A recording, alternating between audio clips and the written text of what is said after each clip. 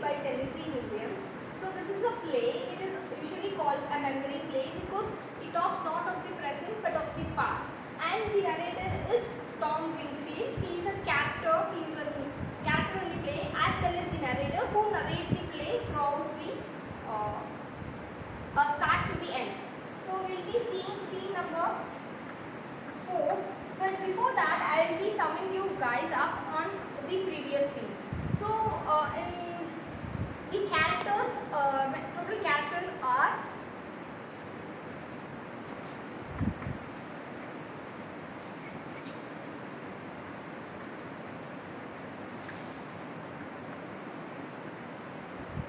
these are the characters that we will be seeing. There is one another character who comes at last, Jim O'Connor.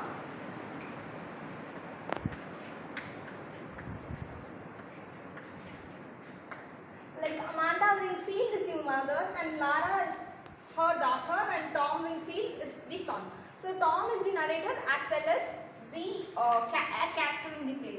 So in the scene first we see Amanda and Lara sitting at a dining table, and they are having their dinner, and Amanda calls Tom to accompany them, and soon Amanda reminisces about her past when she had many suitors, like she calls them gentleman callers. They are basically suitors who come to get married, to get Amanda's hands in marriage. So she reminisces about her past where she got many gentleman callers coming in hopes to getting married to her. But then she says, Lara, you should be expecting some as well, so you get prepared for that. But Lara keeps saying that no, she won't be expecting anyone to come because she is not as popular as Amanda was in the past. So that we have the scene 1, and in scene 2, actually Amanda comes in and Lara is fidgeting with her glass collection. Actually, Lara is someone who is so meek and shy, and she always spends her time with the glass collection of animals that she has. So the glass menagerie, the very title, it is very significant because menagerie is a group of wild animals that are restricted or confined in a particular place for exhibition, like in a zoo, how we see animals exhibited. So that is menagerie, and glass menagerie in the sense she has collection of glass toys or animals that she keeps, and she pampers them. She always spends much of her time with them. So we see Lara doing that in scene 2, and Amanda coming in upset. So Lara keeps asking her what's the matter, and Amanda finally says that she went to Laura's college. Actually, Lara was enrolled in a business college, like I think it's Ruby Camps. She was enrolled in Ruby Camp's business college. So Amanda actually went there to inquire about her studies, how she is doing. But she got to know that Laura got dropped out of the college way back. She just attended few classes, and during a test, speed test, they gave her a speed test. But during which she got very anxious, and out of fear and anxiety, she threw up. So because of that embarrassment, she never went back to the college again. So Amanda was not aware of all this, so she gets to know only when she goes to the college, and she is very much upset when she comes home. She asks Laura what she is planning to do because she is unmarried and she is not going to the college, and thus she won't have any business or any job in the future. So what will she be doing? Actually, Lara, as we will get to know at the end of the scene, she is crippled. Crippled in the sense, one leg is shorter than the other, so she uses braces to support her. So she is very self-conscious girl, so she always feels inferior because of that. So because of all this, she dropped out of the college, which was unknown to Amanda. So she says, and her mother, she starts asking, actually their father, like Laura's and Tom's father, he has abandoned their family. Like the last thing that they saw of their father was a postcard. It just contained a hello and goodbye message. That's it. They never knew where he went and where he is now. He kept on traveling a lot, and he abandoned them 16 years ago. So they don't know who where their father is currently. So Amanda asks, your father left and I don't know what you will be doing in the future. You have no job, you will be not be getting any job because you know like you dropped out of the college, so you will not have any job and you are still unmarried, so I don't know how our future will be. So Lara and Amanda, she asks whether Lara likes somebody, like does she love somebody, and Lara says she used to love somebody, and she shows Amanda, her mom, the picture like of Jim. So she talks about him like he was like the school hero when Laura was in school, and he actually won medals in debate competitions and much more. So she was in like love, not in love, like she liked Jim. She says all this to Amanda, but she says he might have been married because in the yearbook it is mentioned that he was already engaged to Emily. So she says all this, and now Amanda says, okay, if you don't have any job, so the thing you will be doing is you will get married to somebody, a nice guy who will settle. You will do that. And Lara says, no, I will not. Why? Like when Amanda asks why, she says because she is crippled. She says it's out of very. When she says this, she is so anxious and she is so afraid of that. She feels just like the glass menagerie and the glass collection she has, she feels herself to be so fragile. So she doesn't have any confidence in herself. She is so self-conscious and she feels so inferior compared to others because of her disability, like her leg.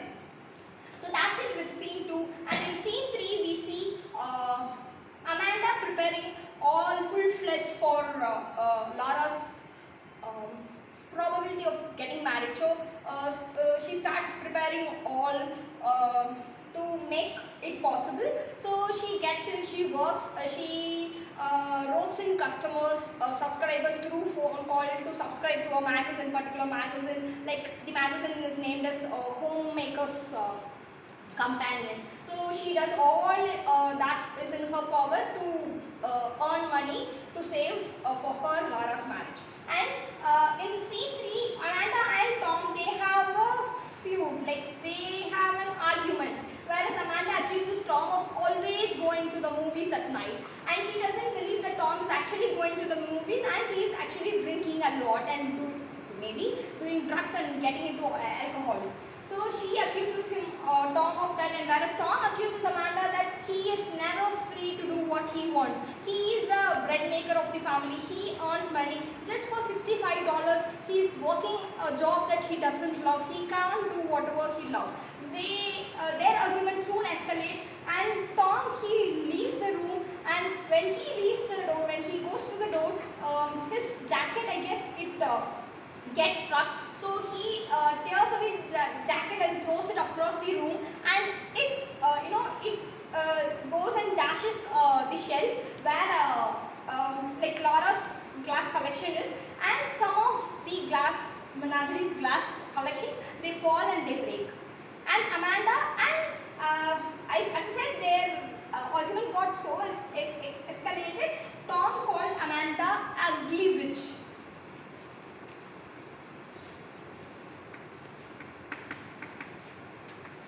So Amanda says, like even though Laura is not sobbing because the glass collection got damaged and they got broken, Amanda is so full of herself that Tom called her ugly, which she says he would never speak to him again unless he apologized to her, like Amanda. So that scene 3 ends. Now we'll be moving with scene number 4. So in scene number 4 at the start, we see Tom coming in. Like he was at the movies and he comes back at 5 in the morning. It's very early in the morning, and Laura actually is in the house, and she notices that Tom's bed is empty and Tom is not in this bed. So she goes out like towards the door, and we see Tom coming in from the street, and like he from his demeanor we can understand that he is very drunk, and as he searches his pouch for the keys, he gets it but again drops it down. So he bends down and searches, fumbles to get the key back. So by the time he does that, Lara comes and she opens the door and asks him where was he and why is he coming so late, and Tom replies that he was in the movies, and he gives excuse that the movie was so long, and actually they had a big magic show as well, wherein the magician, he performed so much magic, like so extraordinary one, and he says that he turned water to wine and wine to beer and wine the beer to whiskey. So and after that he called one among the audience to come and taste it. Actually he is making it all up. He was actually drinking, so he makes it all up and tells Lara, and Lara innocently believes that as well. And he also says the most extraordinary magic was like this guy, this magician, he was staying inside the coffin, and without removing a single nail, he came back out, and he keeps on reminding or like thinking about that how he came out without taking any one of the nail. So this is very significant because here it is signified that symbolizes how Tom feels not suppressed, and he feels so out of room, like he's being forced to be in this family and to be the bread maker, doing things that he doesn't love. And then he says that how can someone come out without removing one of the nails, and the light is like focused on the father's photo, which is on the living room, signifying that this father, he left their family and went out, like he escaped their family's like what we call like he escaped the family, so he now feels free. But Tom is so astonished with the fact, so he actually wants to escape from his position in the family as well. So we see all that, and Lara says like go speak to mom, because unless you speak, mom will never speak to you. And he says, why her not speaking to me, is it such a bad thing, or is it such a tragedy? So Lara again asks Tom to go and speak to her their mom, and actually Amanda then asks Lara to go buy butter from the store, and she goes. Now Tom he goes to drink his coffee, and he's hesitant. He's like thinking back and forth whether he can speak to his mom or not, and then finally after some hesitance he goes and speaks to Amanda and apologizes for his actions, and Amanda actually accepts that, and she starts sobbing like I'm worrying so much that I make my children think I'm an ugly witch, or I make a sorry figure for them. And Tom says no, it's not nothing of the sort. And then Amanda says that she has something to tell Tom. She says that she wants to speak about Lara, who is actually unmarried. Like she even after enrolling in the Ruby Camp's college, business college, she dropped out, and she has no friends, and she seems shy and peculiar to others because she does nothing and only fumbles with all these glass menagerie, glass collection she has. She spends all of her time doing only that, and she has no living, like no life at all. So Amanda asks Tom, and she says that Amanda knows that Tom has received a letter from the merchant marine.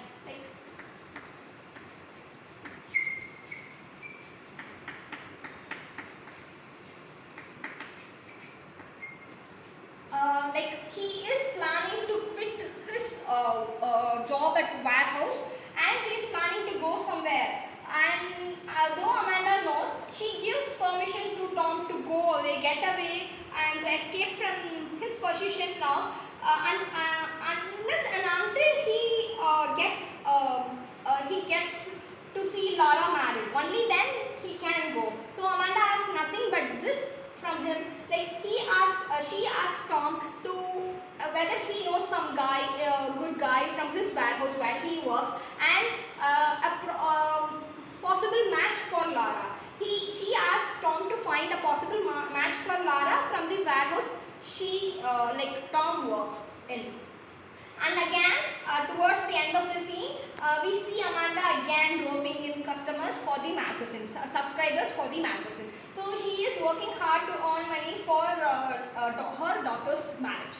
So that's all about this. And the character of Tom is very important as well. And the significance of the magician and him putting in a coffin, that is quite important as well. And the thing about Laura always being with her glass menagerie is quite important, because she herself is fragile and she feels inferior to others, and she is so self-conscious, she is underconfident. So that is all reflected in the glass menagerie, like the fragile and glass collection that she always dotes on. So that's it all about scene 4.